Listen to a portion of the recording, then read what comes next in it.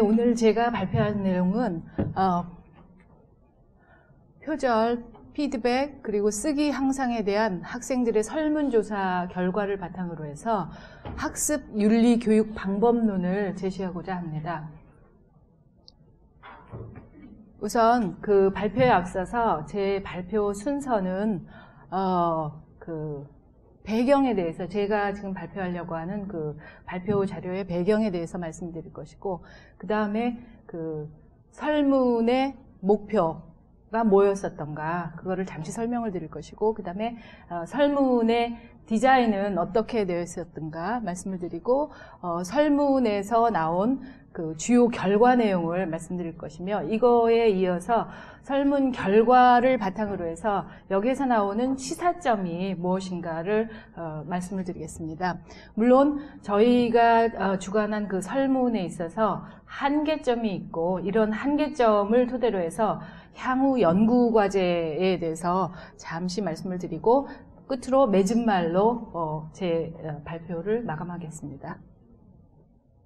우선 저희가 이런 그 설문을 해서 제가 지금 발표하게 된 배경은, 그 표절을 하면 안 된다라는 거는 누구나 다 잘 알고 있습니다. 하지만 이 표절을 그러면 어떻게 하면 표절을 안 할 수 있을까? 이런, 예를 들어서 학습 윤리 교육 차원에서 이런 선행 연구라든가 그 전에 있었던, 그러니까 연구 윤리라든가 학습 윤리에 대해서 하면 안 된다라는 거, 의식을 고취시키는 거에 대한 선행 연구는 많았었지만, 실천 방법론에 있어서 학습 윤리 교육을 어떻게 하는 게 과연 더 효과적인가, 특히 예를 들어서 디지털을 이용하거나 온라인을 이용한 학습 과정, 방법론을 제시했던 선행 연구는 거의 없었습니다. 그래서 저희가 이 연구를 하게 되었습니다.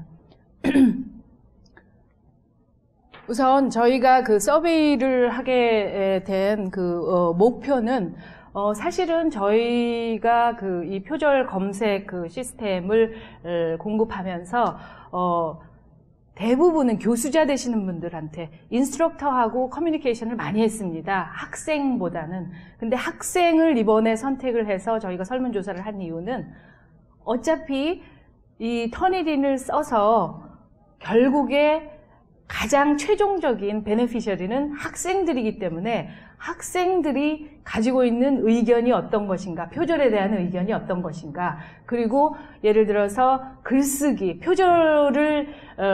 표절인지 아닌지를 알 수 있는 거는 결국은 글쓰기를 한 결과물을 가지고 우리가 표절을 했다 안 했다, 특히 아카데미아에서는 글쓰기를 가지고, 물론 이제 뭐 디자인 쪽에서는 디자인한 거라든가 뭐 미술이라든가 아트 이쪽에서는 그림을 가지고 하겠지만, 우리가 보편적으로 아카데미아에서 표절하는 거는 글쓰기를 가지고, 글쓰기 한 거를 바탕으로 해서 이건 표절이다 아니다를 하기 때문에, 학생들에게 물어보기를 표절, 글쓰기, 피드백, 이 세 가지의 질문 사항을 가지고 설문을 했습니다.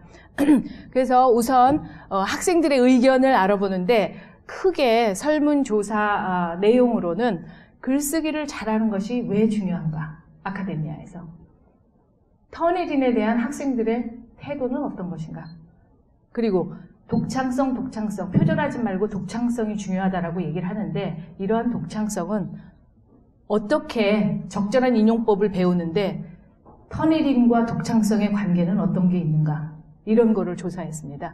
그리고 다음으로는 학생들이 글쓰기에 터니딘 온라인 채점 기능이 있는데, 그 온라인 채점 기능은 어떻게 도움을 주었는가, 결국에는 본인들이 글쓰기를 할 때 온라인 채점을 해서 어떤 도움을 받았는가, 이런 거를 주요 질문사항으로 해서 저희가 설문을 했습니다.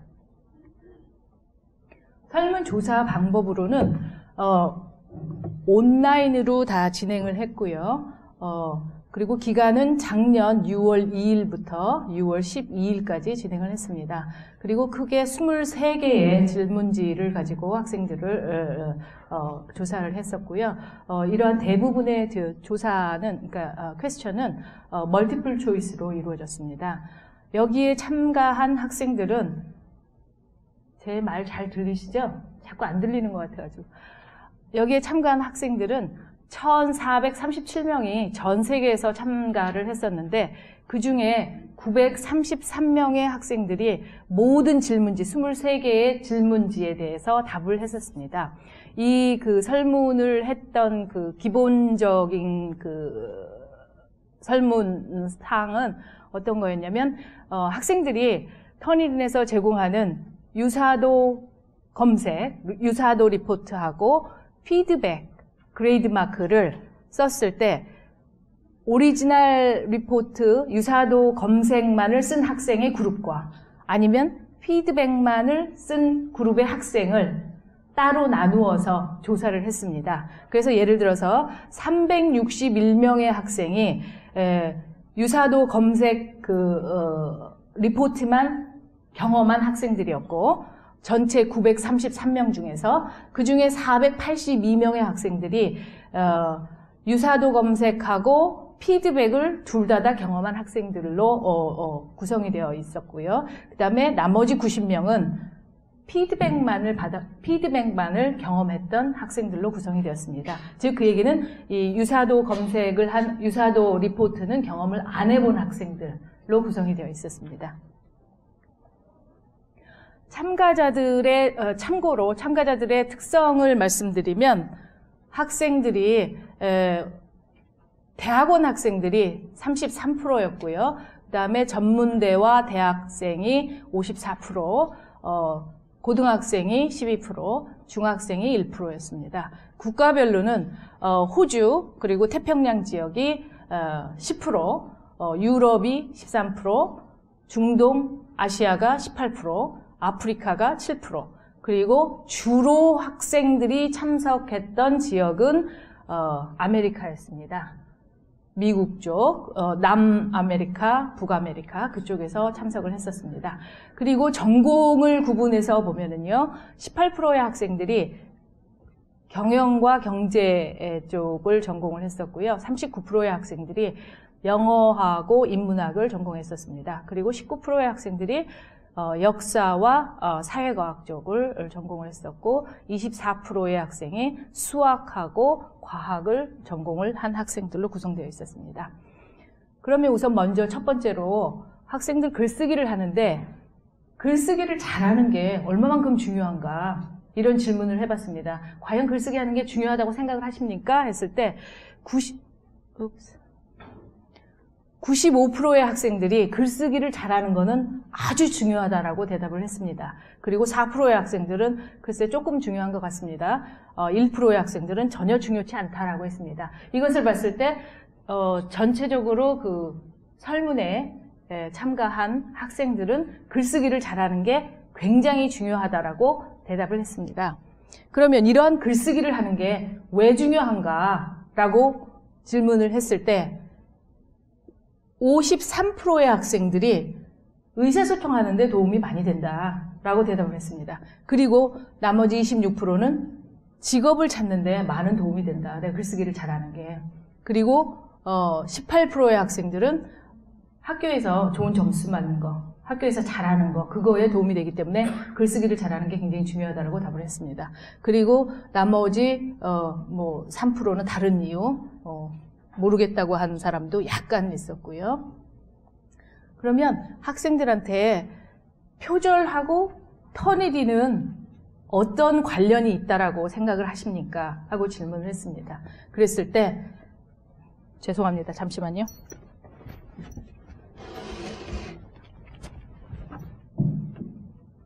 이게 더 편한 것 같습니다. 터니린하고 표절에 대한 생각을 어떻게 가지고 계십니까? 하고 질문을 했을 때 대부분의 학생들, 즉 복사하고 붙여넣기, 컷앤페이스트, 표절을 안 하는 거는 중요하다고 생각하십니까? 했을 때 91%의 학생들이 말하기를 표절 안 하는 거는 굉장히 중요하다라고 얘기했습니다. 제가 아까 처음에 시작하기 전에 말씀드린 것처럼 누구나 다 표절 안 하는 건 굉장히 중요하다라는 걸 인식을 하고 있습니다. 마찬가지로 학생들도, 설문조사에 참가한 학생들도 표절 안 하는 거는 굉장히 중요하다라고 대답을 했습니다. 그리고 7%의 학생들이 뭐 글쎄 조금 중요하다고 말을 했고 2%의 학생들이 전혀 중요하지 않다라고 이렇게 얘기하는 학생들도 있기는 있었습니다. 그러면 아까 말씀드린 것처럼 표절을 하면 안 된다라는 걸 다 알면서도 그러면 그걸 알면 지금 전혀 표절은 아예 안 이루어지느냐? 그렇진 않고 아직까지도 계속 표절이 있습니다. 그래서 연구윤리, 학습윤리 계속 얘기를 하고 교육도 하고 계몽도 하고 뭐 홍보도 하고 이러는데도 아직도 학교에서 아카데미아에서 아직도 표절이 있는 이유는 저희가 조사한 바로는 아마 내가 표절을 하면 잘 모를 것이다. 교수자 되시는 분이시겠죠? 그리고 어떤 학생들은 이렇게 대답하는 사람도 있었습니다. 표절이 과연 뭐야? 라고. 물론 아까 허 교수님 세션 끝나고 나서 질문하신 분도 있었지만은 표절은 사실은 제가 세미나를 많이 다녀보고 그리고 리소스를 많이 찾아봤을 때 여러 가지로 정의를 각 나라마다 틀리게 하고 있었습니다. 뿐만 아니라 심지어는 같은 나라에서도 분야에 따라서 서브젝트 매터였었습니다. 예를 들어서 소셜 사이언스하고 그냥 사이언스하고는 표절에 대한 정의를 다르게 하고 있었습니다. 그런 것처럼 학생들도 아직 잘 모르겠다. 표절이 뭐지? 이렇게 대답하는 학생들도 있었습니다. 그리고 나 시간이 없어. 왜냐면 내가 혼자 내 독창성을 다 발휘해가지고 다 쓰려면은 시간이 없어서 남의 거 좀 할 수도 있지 뭐. 이렇게 대답하는 학생들도 있었고요. 그리고 학교에서 좋은 점수를 맞아서 해야 되니까 남하고 경쟁하는 경쟁사회에서 내가 경쟁에서 이기려면 좀 해야 될 것 같다라고 얘기하는 학생들도 있었습니다. 그래서 선행 연구에서 보면은 예를 들어서 이런 내가 학교에서 좋은 점수를 받기 위해서 아까 허 교수님이 발표하신 내용에서도 학생들이 그렇게 얘기를 했었지만은 좋은 점수를 받으려고 하는 즉 동료 학생들에 비해서 내가 점수를 잘 받고자 하는 이런 마음가짐, 이런 거, 경쟁에서 지고 싶지 않은 거, 이기고 싶은 거, 이런 거를 선행연구에서는 소셜 프레셔라고도 합니다. 사회적으로 압력이 있기 때문에 내가 이렇게 더 하려고 한다라는 그런 게 있어서 이런 소셜 프레셔가 있어서 아직도 표절을 하면 안 좋다, 하면 안 된다라는 걸 알지만 아직도 표절이 있다라는 거. 그리고 어떤 학생들은 이렇게도 대답을 했습니다. 그게 그렇게 나쁜 거야? 할 수도 있지. 이렇게 대답하는 학생들도 있었습니다. 그러면 제가 아까 말씀드렸듯이 설문은 기본적으로 두 가지의 리포트, 터니진에서 제공하는 두 가지의 리포트를 경험한 학생, 아니면 두 가지를 다, 아니면 두 가지 중에 한 가지만 경험한 학생들을 대상으로 해서 설문조사를 했다고 그러는데 그 중에 하나인 유사도 리포트, 유사도 리포트에 대한 학생들의 의견을 알아봤을 때 유사도 리포트가 어떻게 도움을 주는가, 많이 주느냐, 조금 주느냐 이렇게 물어봤을 때 과제물을 작성할 때 유사도 리포트가 어느 정도 도움을 주고 있습니까? 라고 물어봤을 때 79%의 학생들이 아주 많이 도움을 주고 있습니다 라고 대답을 했습니다. 17%의 학생들은 조금, 그 다음에 전혀라고 한 학생들은 4%였었습니다. 여기서 재밌는 거는 학생들이 요 바로 앞전에 있었던 질문, 표절을 안 하는 게, 카피 앤 페이스트를 안 하는 게 중요하다라고 대답한 학생들일수록 유사도 리포트가 자기가 과제물을 작성하는데 많은 도움을 주었다라고 대답을 했습니다. 즉 여기 보시면은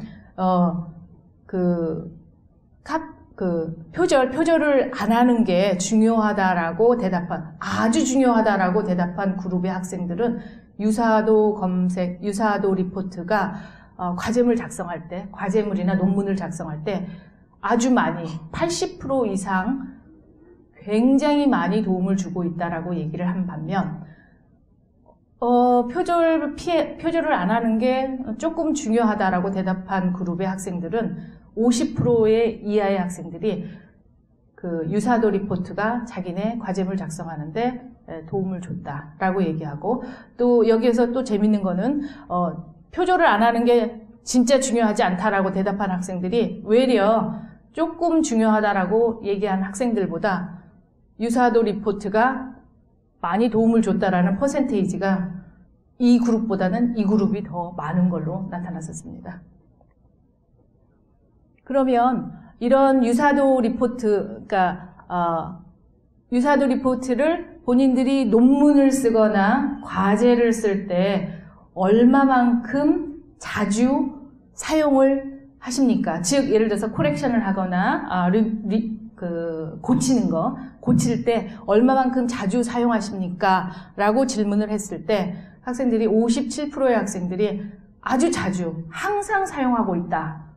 즉 유사도 리포트에서 참고로 말씀드리면 글쎄 터니린을 한 번도 경험을 안 해보신 그런 분들이 있을 것 같아서 참고로 말씀드리겠습니다. 유사도 리포트라는 것은 과제물을 작성을 해서 터니린에 제출을 했을 때 거기에서 터니린에 있는 데이터베이스하고 비교 대상 데이터베이스하고 비교를 해서 본인이 제출한 과제물의 표절 지수, 유사한 지수를 보여주는 게 유사도 리포트입니다. 예를 들어서 표절률 아까 허 교수님 말씀하셨듯이 15%면 그냥 리젝트입니다. 이렇게 얘기하신 것처럼 퍼센테이지로 다 나옵니다. 물론 출처도 다 나오고요. 내가 어디에서 뺏겼는가 이것도 다 나오는 게 참고로 말씀드리면 그게 유사도 리포트입니다. 그러한 유사도 리포트가 본인이 논문을 쓸 때라든가 레포트를 쓸 때 57%의 학생들은 항상 거기에 나와 있는 유사도 리포트를 참고로 해서 항상 수정할 때 그거를 참고로 한다라고 대답을 했습니다.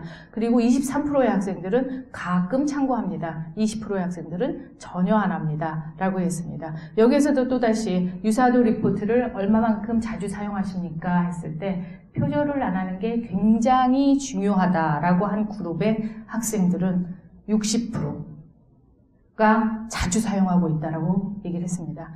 하지만 가끔 표절 안 하는 게 어느 정도 중요하다라고 대답을 한 학생들은 30%의 학생들이 유사도 리포트를 본인들이 과제물이라든가 논문을 수정할 때 쓰고 있다라고 대답했습니다. 전혀 중요하지 않다, 표절 안 하는 게 그런 학생들은 40%가 쓰고 있다, 자주 쓰고 있다라고 대답을 했습니다. 그리고 여기에서 이 질문지에서 저희가 드린 거는 뭐였냐면 과제 수정 시 유사도 리포트를 얼마만큼 자주 하고 있습니까? 했을 때 어떤 그 크라이테리어로 질문을 했었냐면 과연 그러면 그 학생이 다니고 있는 소속돼 있는 그 기관에 대학에 학교에 교수자 되시는 분이 유사도 리포트를 쓰시는가? 쓰시는 그런 그 교수자 되시는 분을 가지고 있는 학생들은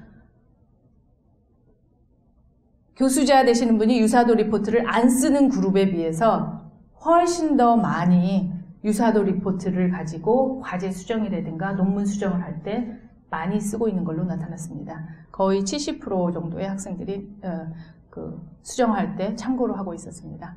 그러면 이 터니린은 그 학생 표절 방지에 도움을 줬는가 이런 질문을 했었을 때 터니린은 잘 아시겠지만 표절 예방 시스템입니다. 표절 예방 시스템이 과연 학생들에게 표절 예방하는 데 도움이 됐는가 했을 때 학생들이 57%의 학생들이 아주 표절을 안 하게 하는데 즉 내가 표절을 피하고 라이팅을 잘 할 수 있는데 도움을 많이 줬다. 57%의 학생들이 대답을 했고요. 37%의 학생들은 어느 정도 도움을 준 것 같다라고 대답을 했었습니다. 그러면 다음으로 터니린하고 글쓰기, 피드백에 대한 학생들의 견해는 어떤가 했을 때, 즉 제가 처음에 말씀드렸듯이 표절을 안 하는 건 굉장히 중요하다라고 얘기하면서 학습, 예를 들어서 표절 안 하는 학습 윤리, 여기에 대해서 실천적인 교육 방법 아니면 학습 방법을 어떻게 표출을 할 것인가 했을 때 저희는 그거를 이제 알아보기 위해서 터니린하고 글 쓰는 거, 아카데미아에서 글 쓰는 거, 그 다음에 피드백이 여기 이 세 가지에 대한 학생들의 견해가 어떤 생각을 가지고 있는가를 알아봤습니다. 여기에 대해서 학생들은 두 가지 질문을 했었습니다. 터니리는 단지 표절 방지에만 필요한 것입니까? 아니면 다른 용도로도 필요하다고 생각을 하십니까? 라고 질문을 했을 때 학생들이 대답하기를 70%의 학생들이 터니리는 표절 검색뿐만 아니라 다른 용도로도 굉장히 유용했다라고 대답을 했습니다. 30%의 학생들은 터니리는 표절 예방만으로 필요한 거다라고 이렇게 대답을 했었습니다. 여기서 근데 재밌는 거는 아까 말씀드렸듯이 그룹을 세 가지 그룹, 예를 들어서 유사도 리포트만 쓴 학생의 그룹, 온라인 그레이딩, 피드백을 받은 학생의 그룹, 이거 두 가지를 다 써본 경험이 있는 학생의 그룹 세 가지로 나누어 봤을 때 터니리는 표절 예방뿐만 아니라 다른 용도로도 굉장히 유용했다라고 대답한 퍼센테이지가 두 가지를 다 써본 경험이 있는 학생들이 훨씬 더 높았습니다. 한 가지만을 쓴 그 그룹보다는. 그래서 그러면 피드백에 대해서 지금 얘기를 계속 했었는데 혹시 여기에서 온라인 그레이딩에 대해서 잘 모르시는 분이 있으신가요? 아까 유사도 리포트를 잠시 설명을 했지만 이 온라인 그레이딩이라는 것은 터니린에서 제공하는 그 서비스로서 기능으로서 표절인지 아닌지 유사도만 보여주는 게 아니라 예를 들어서 교수자, 학생이 제출물을 제출했을 때 교수자 되시는 분이 온라인으로 채점도 가능하고 피드백도 가능하고 또한 거기에 대해서 예를 들어서 그 코멘트 같은 거 이렇게 그 교수님들이 논문 같은 거 수정하라고 코멘트 해주시는 거 있죠. 그것도 가능한 기능을 제공하는 게 여기서 온라인 그레이딩 피드백을 얘기할 수 있습니다. 그래서 터니린이 제공하는 피드백을 얼마나 자주 과제 수정하실 때, 논문 수정하실 때 쓰고 있습니까? 라고 물었을 때 요거 다음에 나오는 슬라이드에서 결과를 말씀드리고요. 우선 잠시, 물론 당연히 여기에 계신 분들이 저보다 더 많은 것을 알고 계시겠지만 혹시 다 알고 계시는 그런 내용을 다시 한번 잠깐 피드백이 무엇인가, 피드백의 기능은 어떤 기능이 있는가, 요거를 잠시 다음 슬라이드에서 설명을 하고 넘어가겠습니다.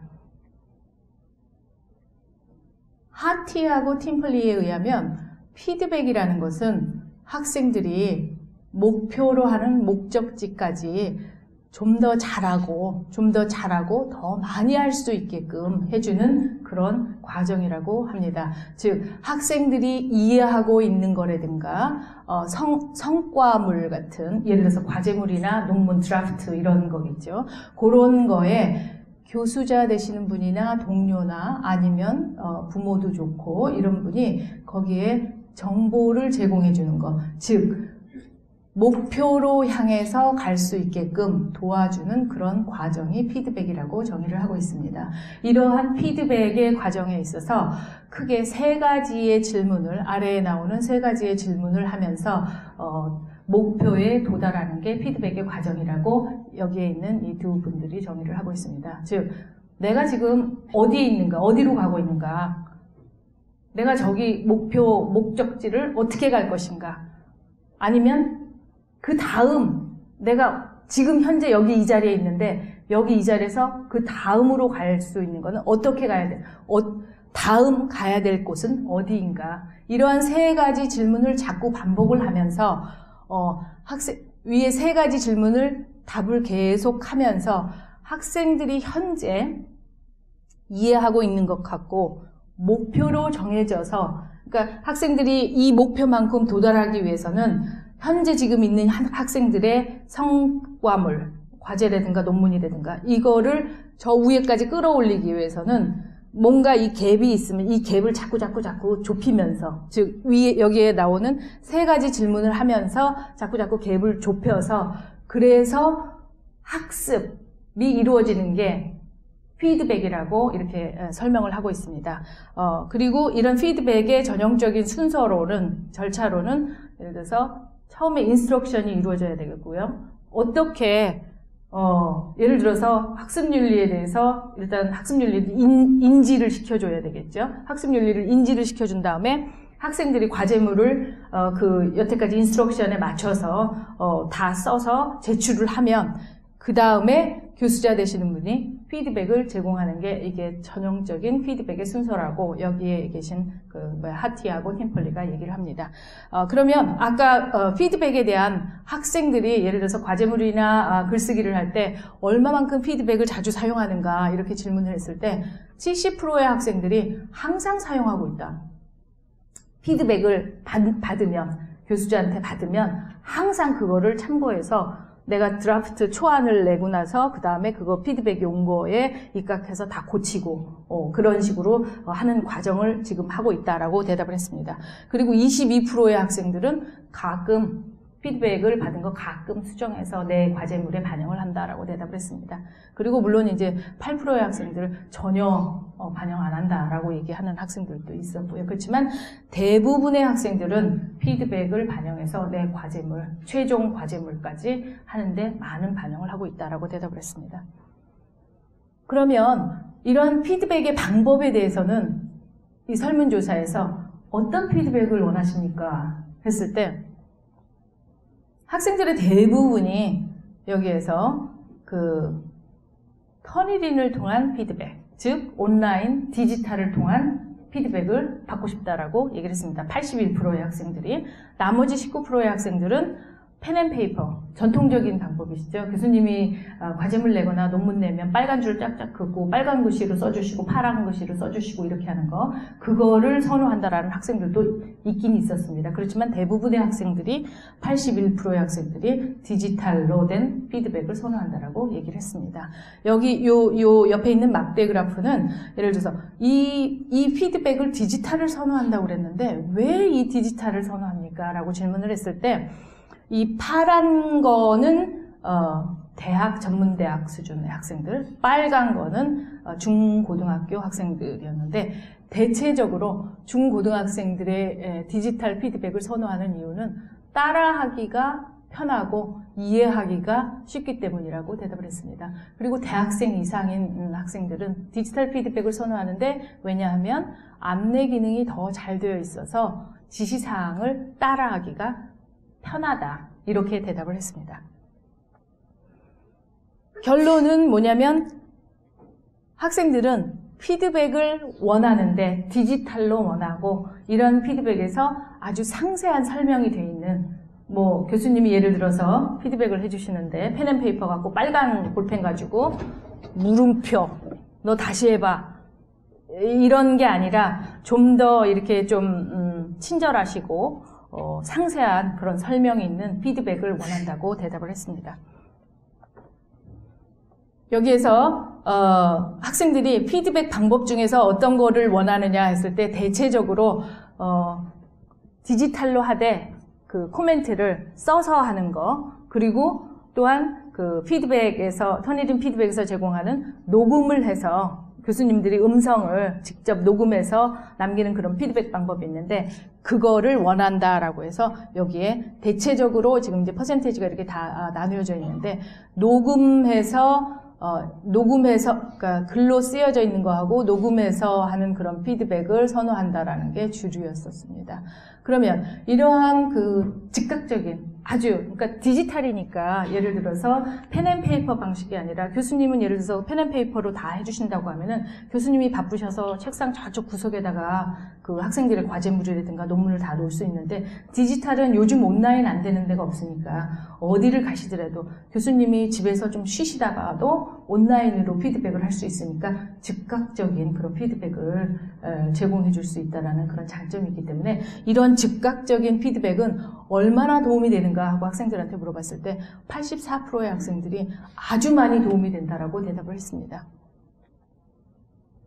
그러면 지금까지 말씀드렸던 피드백에 대해서 잠깐 이렇게 서머라이즈를 하면은 81%의 학생들이 전통적인 펜앤페이퍼보다는 디지털로 원한다라고 했습니다. 그리고 69%의 학생들이 멀티미디어로 한 리코딩한 그런 음성이라든가 글로 남긴 그런 피드백을 원한다고 말을 했습니다.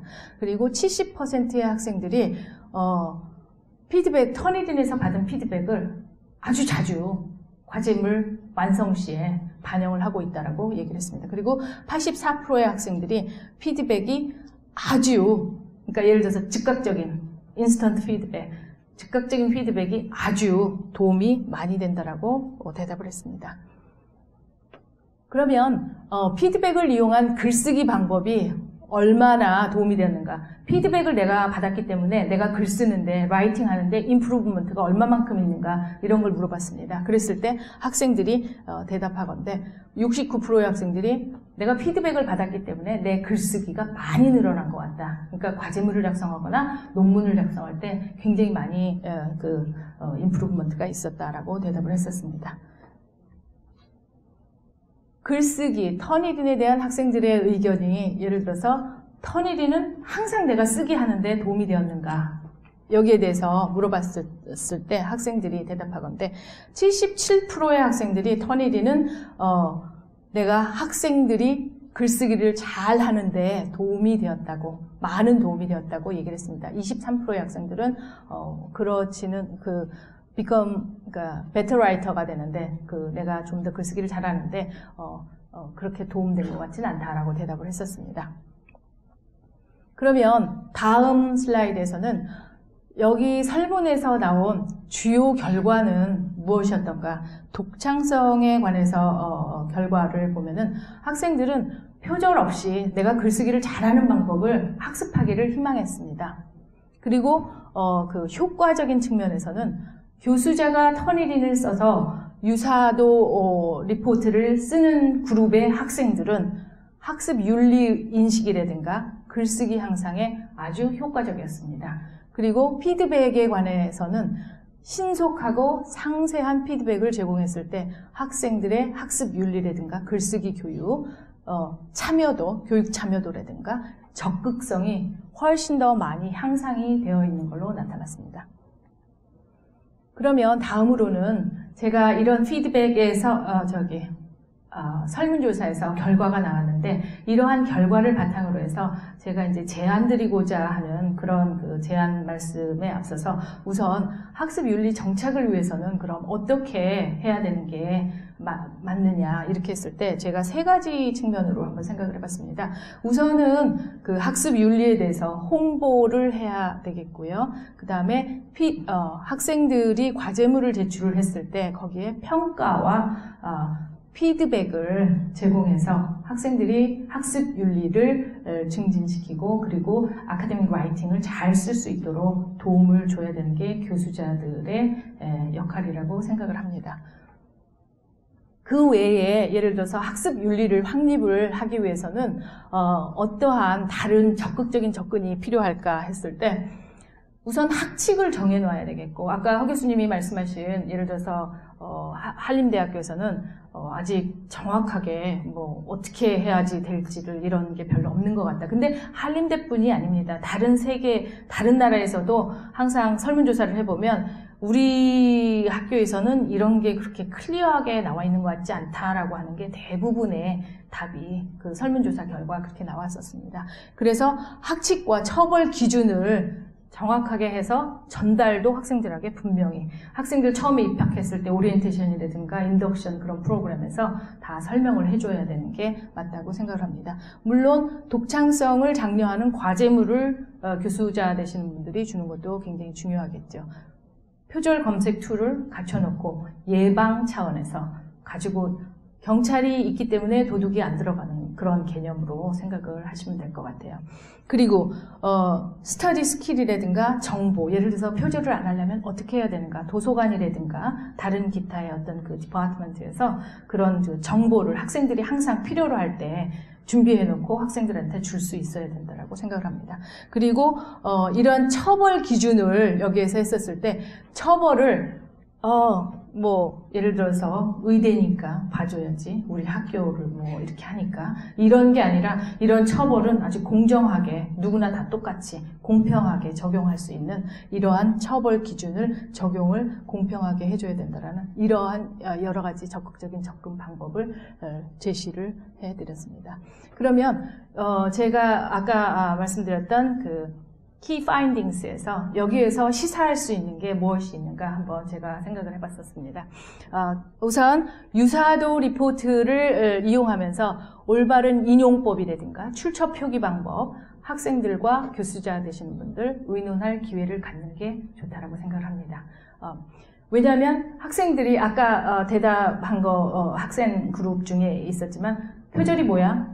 나 어떻게 표절을 피하는지 몰라. 이렇게 얘기하는 학생들도 있었기 때문에 물론 학부뿐만이 아니라 대학원생들도 그렇게 얘기를 하고 물론 박사과정에 있는 학생들도 그렇게 얘기를 했었습니다. 그렇기 때문에 우선 디스커션을 하는 것이 굉장히 중요하다고 생각을 합니다. 그리고 학생들이 유사도 리포트와 피드백을 사용해서 수정과 연습, 논문 쓸 때, 과제물 쓸 때 수정과 연습을 피드백을 받은 다음에 반복하는 것이 글쓰기 향상의 지름길이라고 생각을 합니다. 그래서 결국에는 예를 들어서 포스트그레이드 레벨 갔을 때 석사라든가 박사라든가 박사 이후에 교수자 되시고 리서처가 됐을 때 퍼블리케이션을 할 때 기본적인 아카데믹 라이팅이 되고 더 나아서 기본이 아닌 그보다 훨씬 더 좋은 그 베터 라이터가 됐을 때 굉장히 좋은 효과를 얻을 수 있다고 생각을 합니다.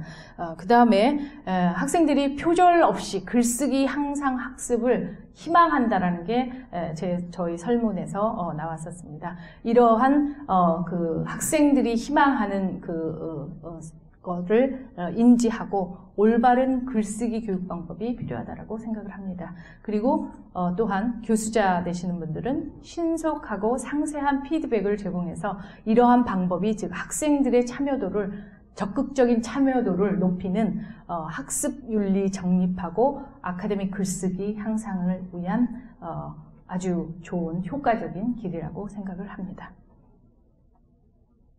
네, 그러면 여기 지금 슬라이드에서는 제가 말씀드릴 것은 저희 그 설문조사를 했는데 거기에 한계가 있었습니다. 왜냐면 모든 리서치는 항상 완벽할 수는 없기 때문에 거기에 한계점이 있었는데 저희 그 설문조사의 주로 한계점은 학생들의 과거 경험을 바탕으로 해서 전체적이고 주관적인 답에 의존했다라는 거.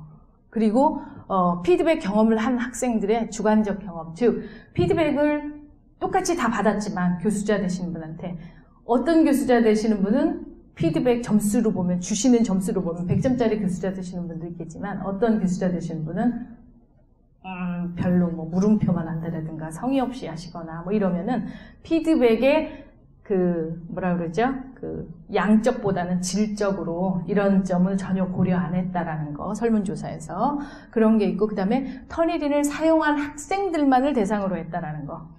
그래서 향후 연구 과제로는 터니린을 사용해본 학생하고 사용을 안 해본 학생하고 한번 사용 전하고 사용 후의 학생으로 설문조사를 해놓은 것도 재미있는 결과가 나올 것이라고 생각을 합니다. 그리고 터니린을 사용해본 경험이 있는 학생하고 사용 경험이 없는 학생으로 구분해서 설문조사하는 것도 저희가 설문조사한 거는 다른 결과가 나올 것이라고 예상을 합니다.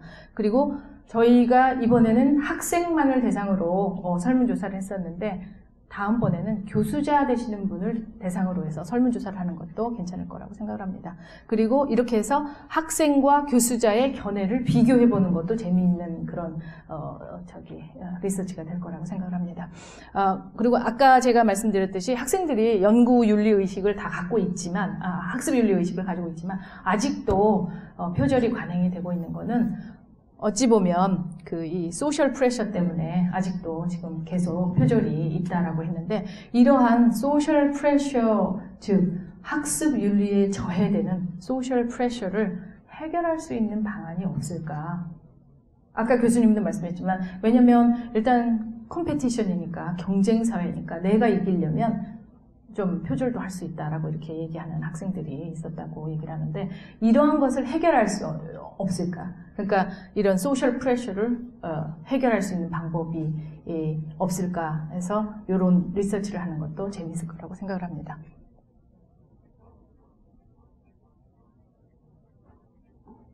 그래서 결국에는 아카데미아에서 내가 글쓰기를 잘하는 그런 사람으로 되게 하기 위해서는, 학생들이 되게 하기 위해서는 우선은 글쓰기 향상을 하기 위한 적극적인 접근, 즉 학습 윤리를 인지를 시켜줘야 되겠고, 출처 표기라든가 정확한 인용법을 교육시키고, 그리고 교육용 표절 검색 시스템을 도입해야 될 것이며, 물론 독창성도 장려를 해야 되겠죠. 그리고 교수자하고 터니린이 같이 하는 게 더 효과적이고, 그 다음에 신속하고 자세한 피드백은 교수자 되시는 분이 제공을 해야 될 것이라고 제안을 드리고 싶습니다.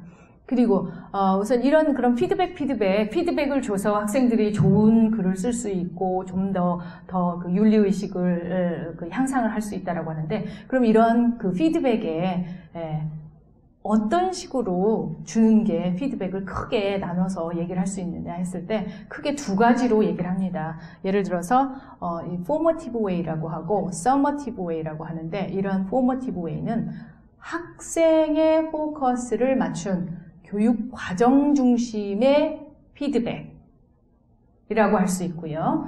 그리고 여기에 있는 summative의 그 피드백 방식은 교수자하고 기관을 포커스로 맞춰서 교수자 편의, 기관 편의를 위해서 하는 방법의 하나로서 처벌 중심의 피드백입니다. 예를 들어서 여기 첫 번째 있는 학생의 포커스를 맞춘 거는, 학생들이 리포트라든가 그 논문을 써서 교수자 되시는 분한테 냈을 때 교수자 되시는 분이 피드백을 줘요. 그러면 그 피드백에서 지적사항, 이거는 좀 임프루브 이렇게 해야 될 것 같다, 아니면 이거 한번 다시 봐라 하면 그거를 반영해서 학생들이 글쓰기를 향상한다든가 논문의 질을 높인다든가 이렇게 하는데, 계속 예를 들어서 이런 부분이, 논문을 쓰셔보신 분들은 아시겠지만 논문을 쓰다 보면은 한 번에서 딱 내갖고 교수자 되시는 분, 슈퍼바이저 되시는 분이 됐어, 통과 이러지는 않기 때문에, 이런 절차라는 게, 피드백 절차가 계속적으로 반복적으로 돼서 최종적으로 아주 하나의 아주 아름다운, 아주 굉장히 좋은 그런 작품이 하나 나오는 건데, 그러한 과정을 얘기하는 게 즉 학생의 포커스를 맞춘 formative way입니다. 피드백을 줄 때. 그런데 이 교수자와 기관 편의로 하는 이런 summative way, 처벌 중심의 피드백은 뭐냐면, 학생들이 최종 완성된 이런 리포트라든가 논문을 제출했을 때 거기에 채점을 합니다. 평가를 합니다. 그래서 교수자와 학교 측에서 표절이 있을 때 학위 취소, 다시 해 이 코스, 다시 시험 봐, 이런 죄송합니다. 처벌 위주의 하는 방법이 summative way라고 합니다. 그러면 마지막 제 슬라이드에서 말씀드리고자 하는 거는, 지금 저희가 한 설문조사를 바탕으로 해서 학습 윤리 교육의 실천 방안을 제가 제안을 드리려고 계속 말씀을 드렸었는데, 이러한 실천 방법은 학습 윤리 교육은 피드백을 통해서 글쓰기 교육 중심으로 이루어졌으면 하는 게 제 제안입니다. 그리고 즉 이런 피드백은 바로 전에 슬라이드에서 말씀드린 것처럼 summative way가 아니라, 처벌 중심으로 하는 게 아니라, 어차피 교육 과정이니까 교육 중심으로 formative way에서 학생의 포커스를 맞춘 피드백을 교수자 되시는 분은 제공을 해야 된다라고 제안을 드리고 싶습니다. 이상으로 제 발표를 마치겠습니다.